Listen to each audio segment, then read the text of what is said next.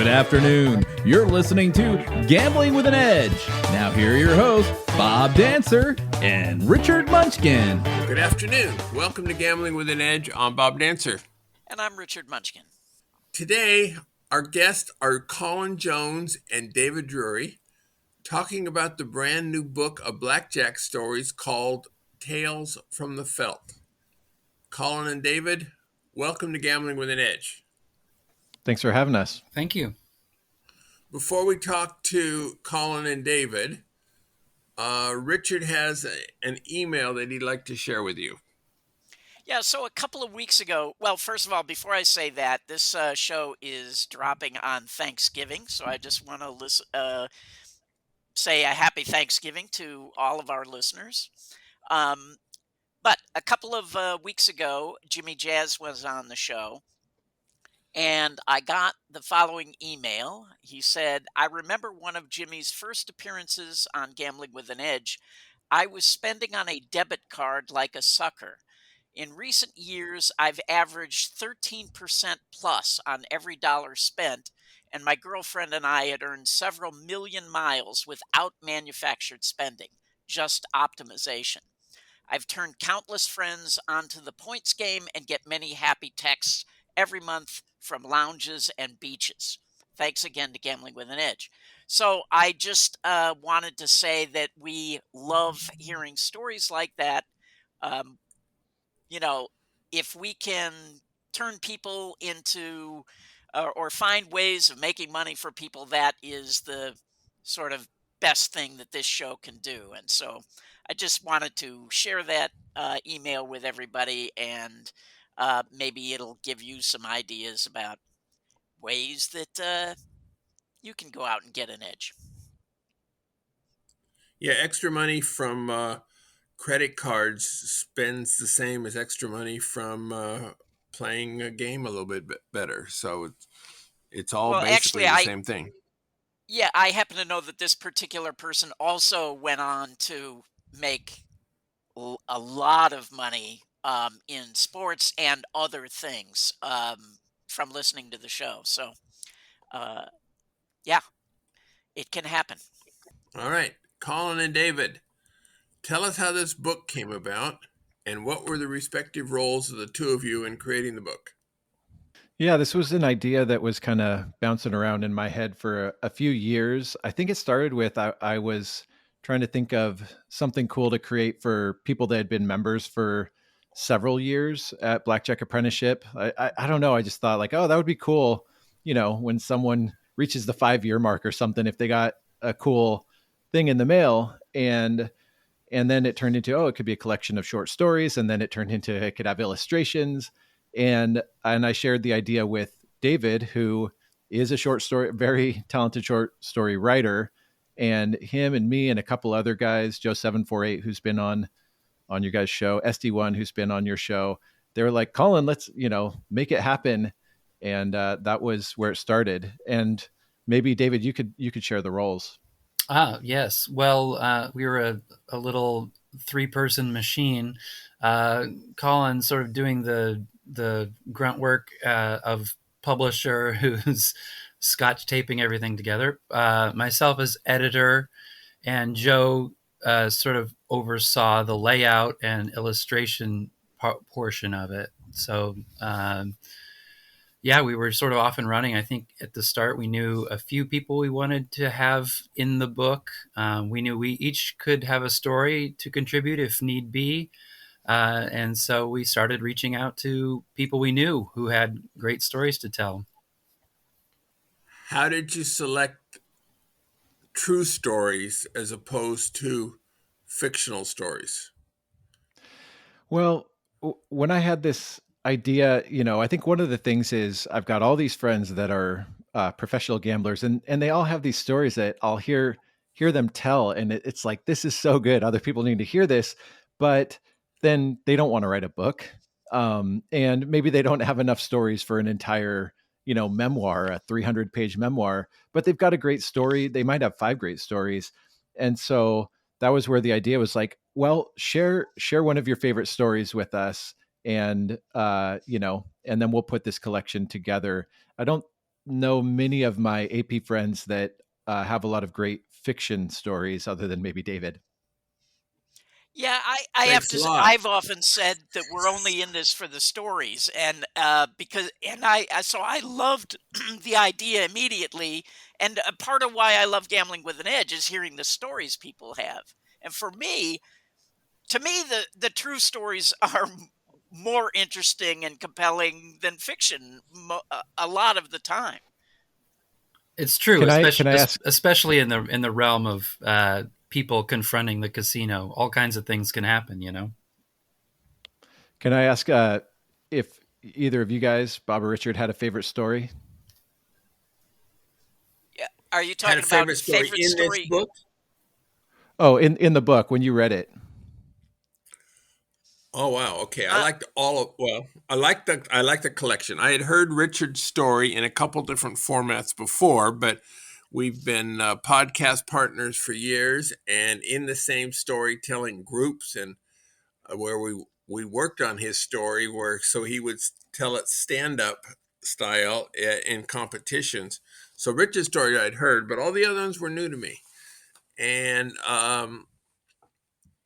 so I enjoyed it. So some of them authors are pretty famous, like Tommy Highlands is about as famous as you can get in blackjack, and some names I didn't know at all. Most of the authors have been on Gambling with an Edge. Thank you very much, but some I had not heard of, and there's a huge variety there of different parts of the blackjack AP game, from people putting you down to dealing with security to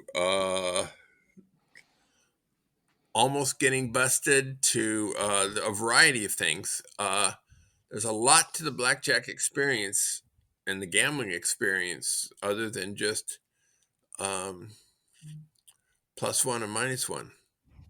Yeah, but to your question, I think my favorite was actually your wife, Grace. Her story, um, because it's her story is about dealing with other people in social situations when they are not in the professional gambling world, and the things that can happen when you're interacting with people and you decide what you decide to tell people and what you decide not to, and the repercussions of that. And it was so her story I related to so much, and her the feelings that she had about it. So yeah, I would say that was my favorite. As Bob mentioned, I'm really more of an oral storyteller, and I was not happy with after reading my story now in the finished product. I was not as happy just because I thought when you tell a story orally, it's different. And I kind of just put down the story the way I would have told it if I was telling it to somebody over dinner. And then reading it to me, but anyway, enough about me. Anyway, yeah, I thought go ahead. I was gonna. I thought yours was a great origin story. To start the book off with, because we wanted to have, even though it's this diverse collection of stories, some little bit of a meta narrative. Overarching, and to start off with, someone that everybody knows has done this for a successful career. Like how did it all start? So I thought it was a great fit. And I'm Yeah, glad you well, mentioned. Yeah, go ahead, David. I'm sorry. I was going to say I'm glad you mentioned Grace's story, because I know towards the end when we were making final decisions, she was saying, "Oh, you can cut mine. You can cut mine. Mine's not as good. I'm not as much of a AP as the other people." But hers was essential to really sort of give a wide perspective of this career. So it's just stepping a little bit outside of all of us who know each other and know what we do, and getting some fresh perspective on what it looks like from just one half step outside the ring there. Yeah, and not in the casino, and Right. the yeah, this whole other arena. So Also, there I is. just wanted to say about my story. I didn't know what the other stories were going to be, but I thought it was important to have a story where to let people know that you don't just learn how to count cards and go out and win money. How Yeah. difficult that journey can be. So Absolutely. Now, there ended up being 21 stories exactly, which probably not a surprise. It's probably the optimal number for a book about the game of 21. But was it more of a problem getting up to 21 stories or figuring out which 21 out of some larger number to include? Yeah. I think we had about 25 stories submitted, but it was a winding path. There it was a challenge to get people to hit the deadline. We kind of had a self-imposed deadline because we thought once this has been an idea for at least 3 years. I've had this idea, but once it was like, you know what, let's actually do it. It was, I want to say April, so not that long ago. And it was like, well, if we're going to do it, let's get it done for Christmas. And so we gave people a deadline. I want to say it was mid-June, something like that. And it was hard to get 21 people to hit that deadline, but there were a few, like Stephen Bridges, who has the popular vlog about his card carrying journeys. He had a great story, but it was like one too many encounters with surveillance, or other people. It was just they got it to us too late, or it was like, well, does this, what are the 21 best? And that was more David had a lot of say as what were you, editor in chief? Yeah, yeah. I mean, it's a little like managing a baseball team when you're putting an anthology together. Everyone has a different personality, and you kind of have to work with them in a different way. So some people really respond well to deadlines. Yes, I will get it in. Other people just don't respect the deadline. But you just have to work with each individual person the way, and some people respond well to edits, and some people don't respond well to edits. So you just kind of manage the team as best you can. And I liked that the story sort of shaped up to give a sense of a career trajectory from beginning to end, encounters with police, dealing with, spouses, dealing with all kinds of different situations. So we were really lucky to get this range of stories. Honestly, I was hoping for, like 50 stories to then shape the collection, but we were lucky that each one of the stories were really good of those 25, and it was hard to make final cuts. Yeah, it There, was. there had to be. I mean, James Grosjean, if he could have gotten a story in, I'm sure that would have been great as far as you were concerned. So apparently it didn't fit his schedule or some such. But were there others that you really, really wanted and it just couldn't happen? Yeah. There were some that I really, really wanted, and it did happen, and it was exhilarating. A couple examples are Josh Axelrad. He's brilliant. He's got, I'll hang out with him and he'll tell me these stories that he hasn't told anywhere that are like so good.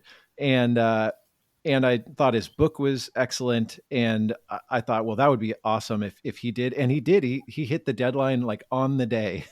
Also, RX Gamble, I enjoy her blog a ton, and I think she has a really unique voice. I'm proud of the fact we have 4 female APs in the book, and all their stories are great. But so there were some people that really wanted it, and we got it.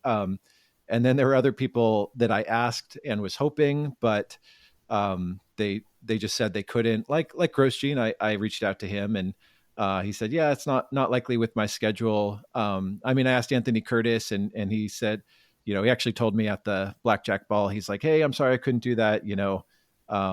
If it happens again, let me know. It was just bad timing for him.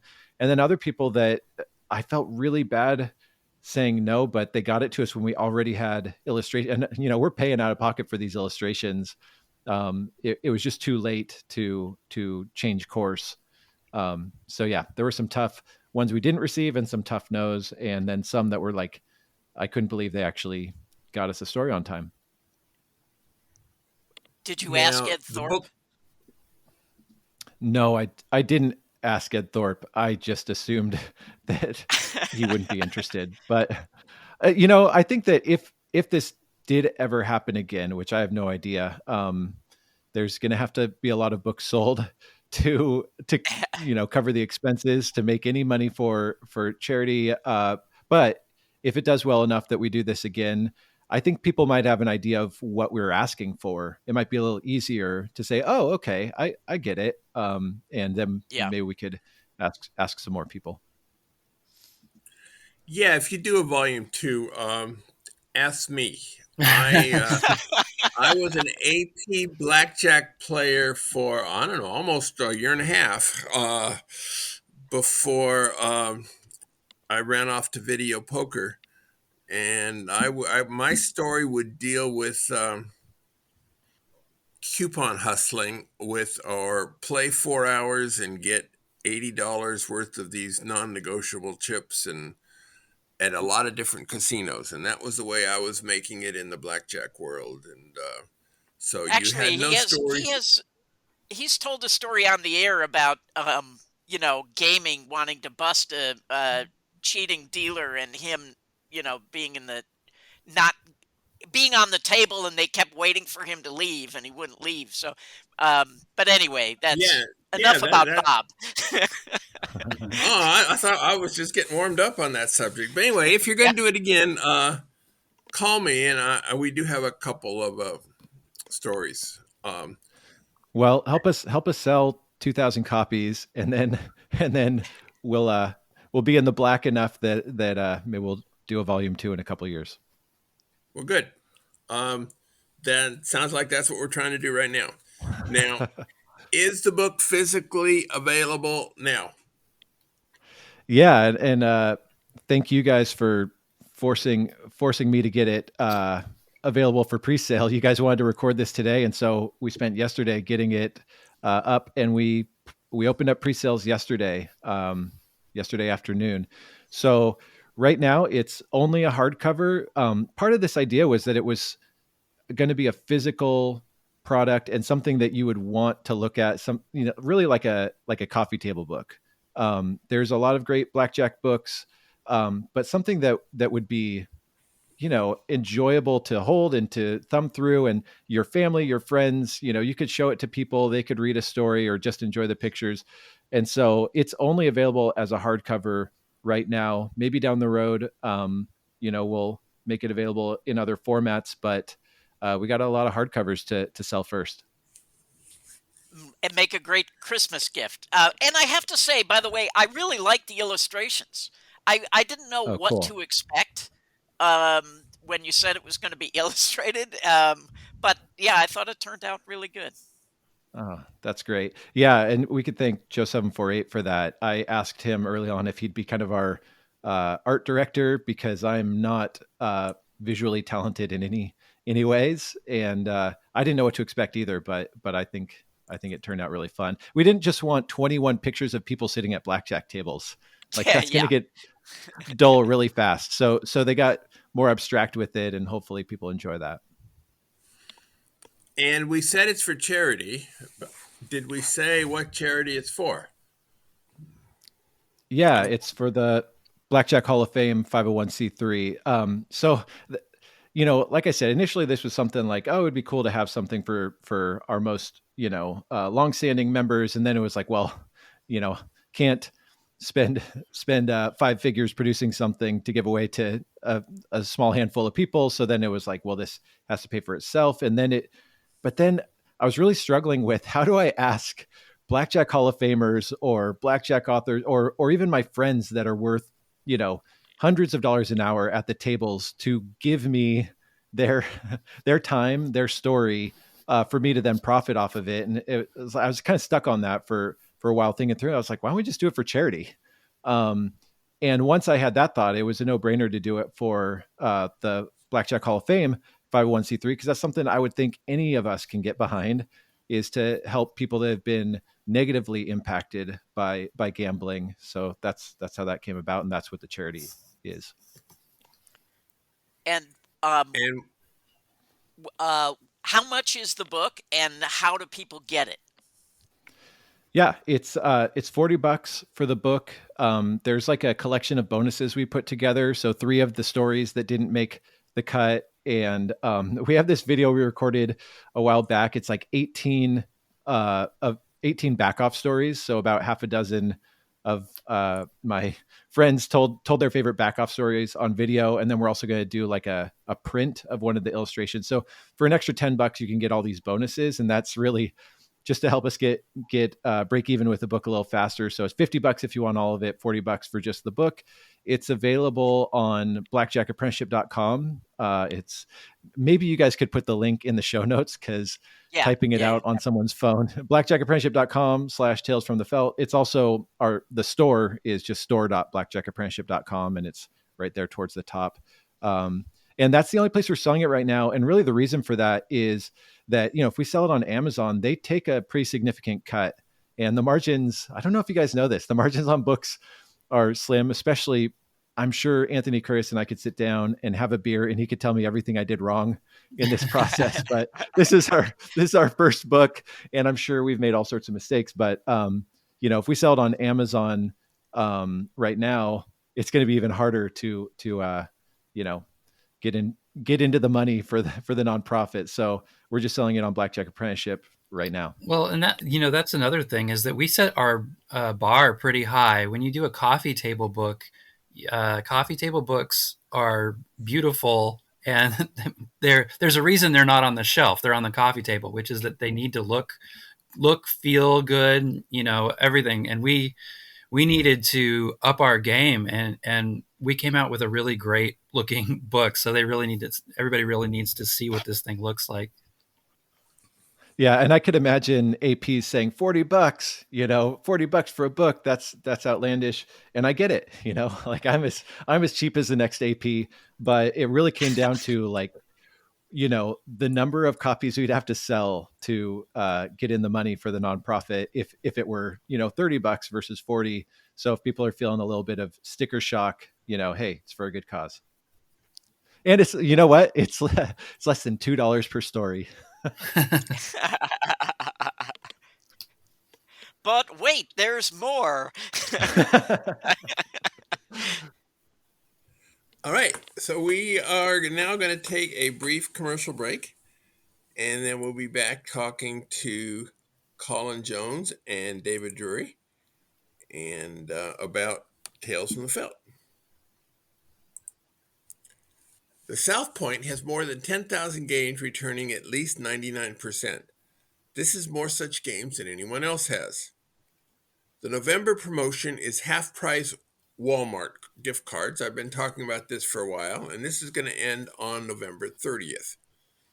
I have not seen the December mailer yet as we go to air, but usually in December, South Point has half price almost everything using your points between the end of the National Finals Rodeo, which this year ends on December 10th, and December 23rd.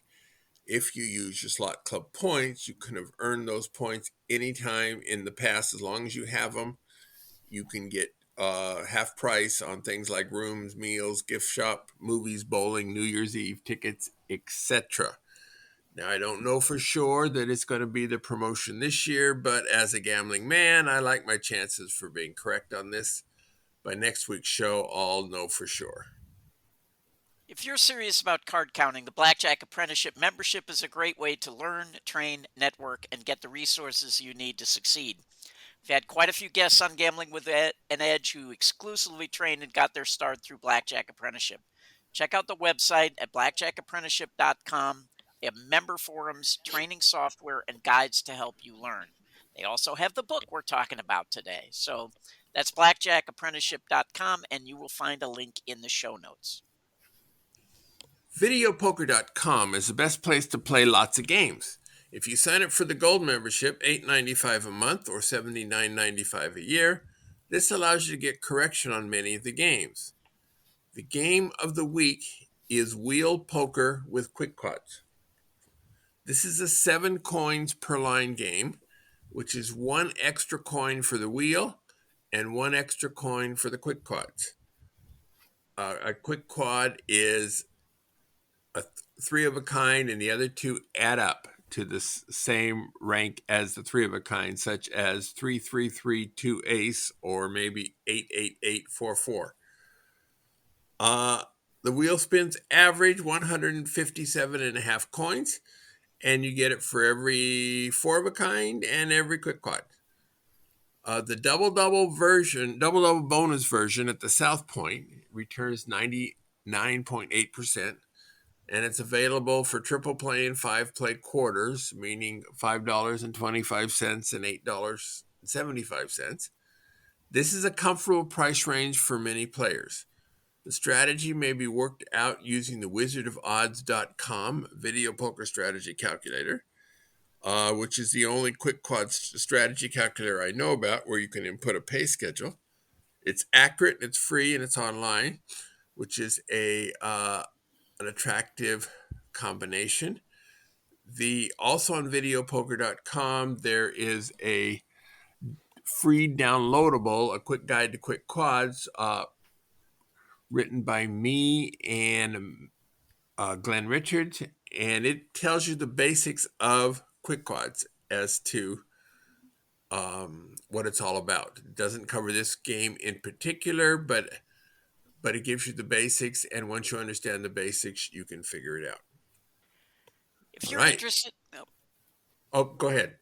If you're interested in getting an edge at sports betting, then unabated.com is a great resource for you. Founded by frequent Gambling with an Edge guests Captain Jack and Rufus Peabody, unabated.com is designed for both new and experienced sports bettors. Their real-time odds screen, tools, and calculators take a lot of the guesswork out of trying to quantify your edge. There's also plenty of free education and instruction to help you along your journey to becoming a sharper sports bettor. You can currently take advantage of a 7-day free trial to decide if the premium membership at unabated.com is right for you. All right. So without going line by line through the stories, let's give our listeners a little bit of flavor of what it's about. Now, Johanna had a story about 7 Tonys, so I thought that was rather interesting. What's that about, Colin? Yeah, this is my favorite story in the entire book. When she sent it to us, like, we legitimately couldn't believe it. And I actually showed this story to a few people, my brother, my father-in-law, and they all said, "Do you think she made this up?" And I was like, "No, we all know Joanna. She wouldn't make this up." But David, maybe you could tell how she even sent you this story. Well, maybe I'm missing something, but the first time I got it, I wasn't sure what was real and what was not real.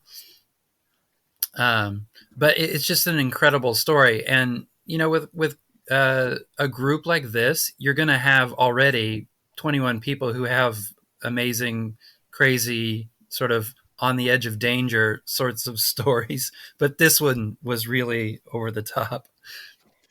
Well, what I was getting at is that she sent. Oh, go ahead, Richard. Well, I was just going to say, I also, the part that's crazy is her behavior, to me. Yeah. Like, why she would, it's basically about her going up to a hotel room with these guys, who were like mob guys, and like why she would put herself in that position. It just, it blew my mind.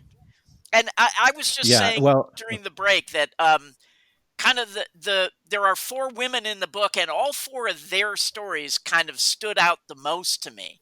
And obviously that was one of them, because it was a pretty crazy situation and dangerous.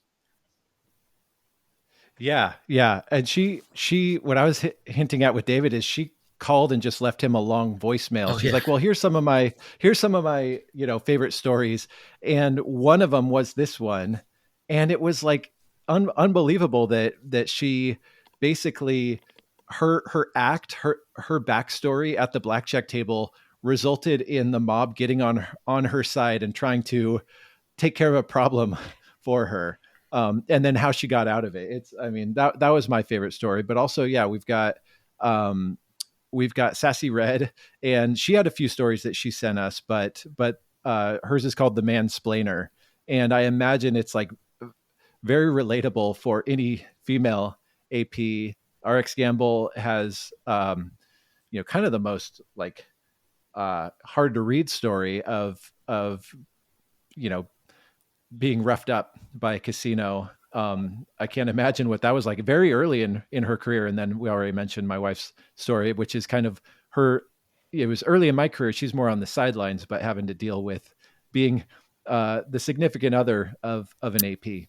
Yeah, another thing, just besides the kinds of stories that we got, I really wanted to get different voices. So, sure, people had encounters with security and police, and that's the stuff of the story. But these different voices to really bring some of the humanity out. I know that for a lot of people who aren't as familiar with APs, they might categorize or stereotype or just not know. There's a lot of mystery involved with those of us in the profession, and we keep it that way, right? But this was a chance for some of the humanity to come out and to get some of the sadness, some of the loneliness, some of the, the jubilance, and just the personality. Everybody, not only did they have a different story, they had a different voice in their story. So that was really fun to bring out.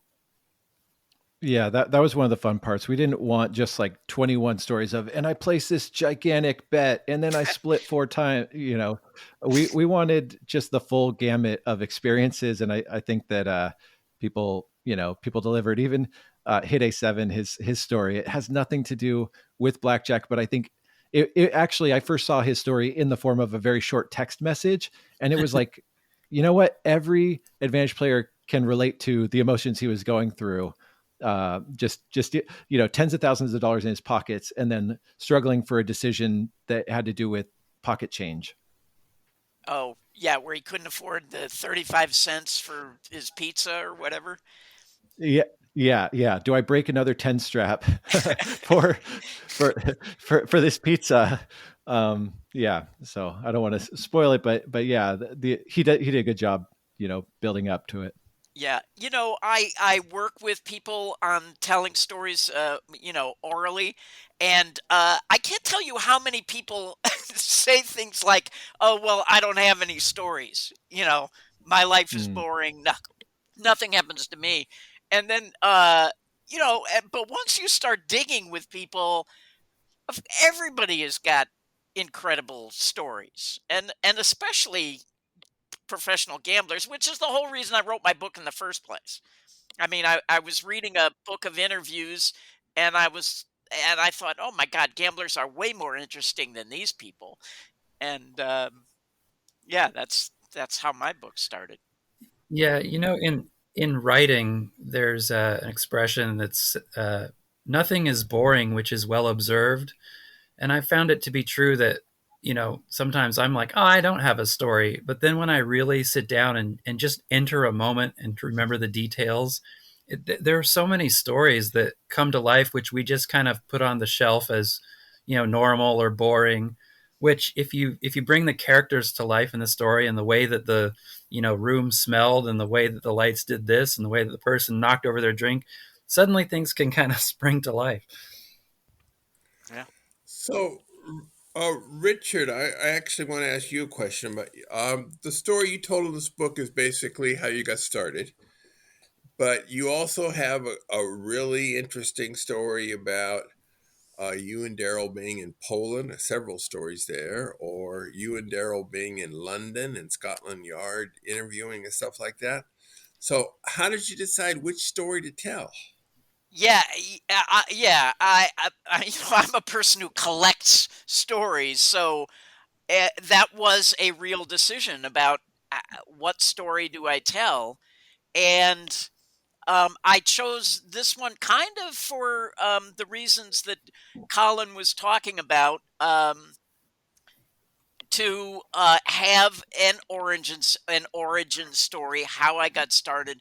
But the main reason that I wanted that I selected that story was because it was about losing. and quitting. It's about starting to learn to count cards and just doing nothing but lose, and saying this sucks and I quit.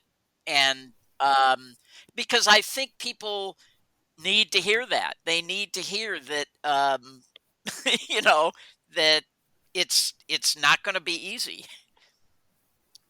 So that's why I ended up selecting that. Now, if there were another book, or if I were privy to what all the other stories were going to be, I might choose something different. If I knew somebody else was going to have a story about how they got started, and so yeah, it was a decision, but it actually wasn't that difficult. When I was thinking about the book as a whole and what would be the best kind of story for the book.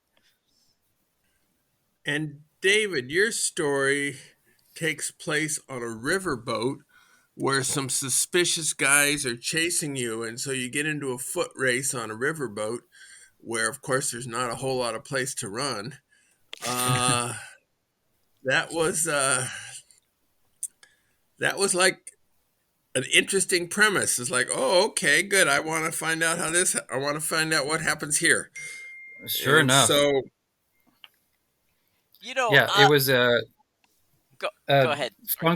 function of a certain state, having an arrangement with the police where they could be undercover at casinos, which seems odd to me. So I was being chased by, three guys in Hawaiian shirts, and so with all the money on me, I just wanted to get away from whoever's chasing me. Well, come to find out, they were police. So I don't know why they start chasing people in plain clothes, but it's not an ideal situation. Yeah, and people who haven't been playing a long time don't realize that in the old days, riverboats actually sailed. You had to buy a ticket, get on the boat, and the boat would leave and sail. And so you were trapped. And once the boat docked, there was only one way off the boat.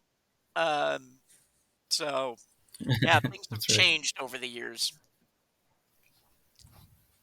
well, I don't know. On the movie Maverick, you could jump off the edge of the boat, so I suppose that's still an option.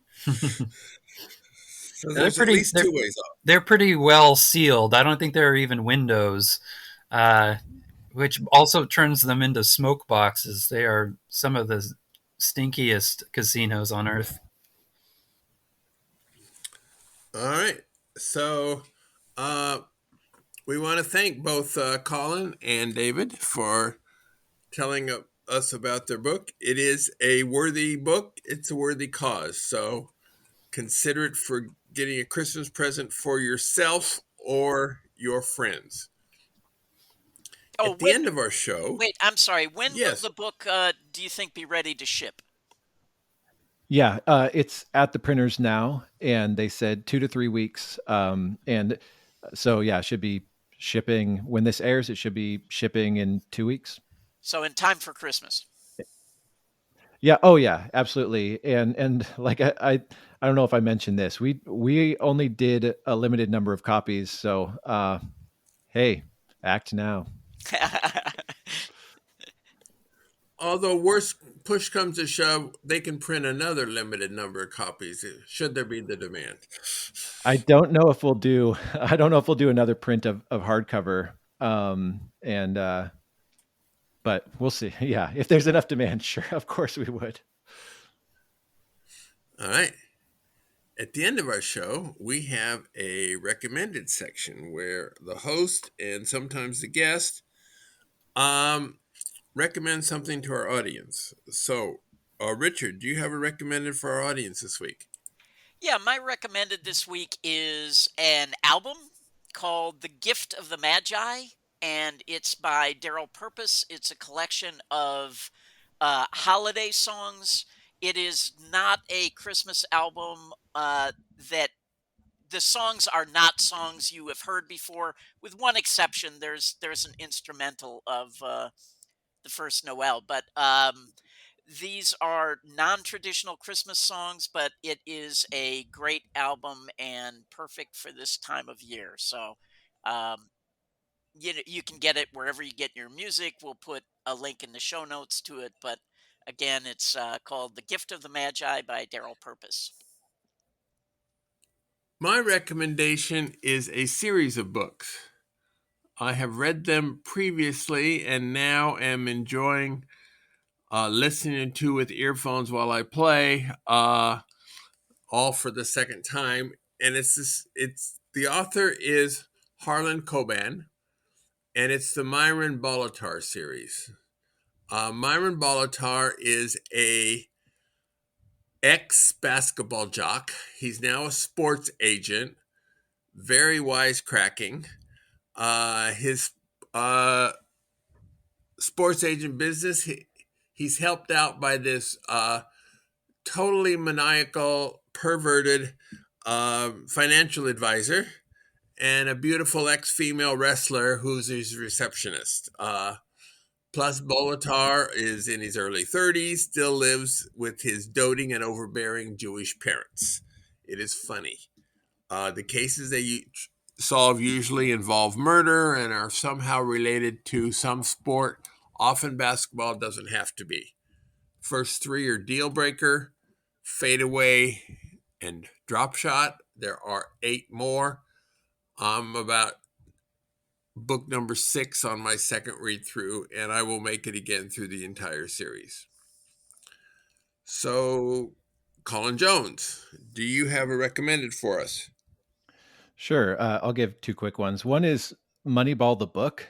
It came out 20 years ago, but I just read it in the last several months, maybe last 3 months, and it was so much better. The movie's good. I've seen it a couple times, but the book is great. If you think like an AP, you're gonna love that book. The other is a nonprofit called Friends of the Children, and it's really interesting. What they do is they uh, pay for mentors for the most at-risk kids in a city, and they found that it's basically a 7x return on spend when you consider the cost on the society. So by basically mentoring at-risk kids, it has a huge impact on, of course, on those kids, on society at large. And so that's a friend told me about them a couple of years ago, and it is the giving season. So that's a really cool nonprofit.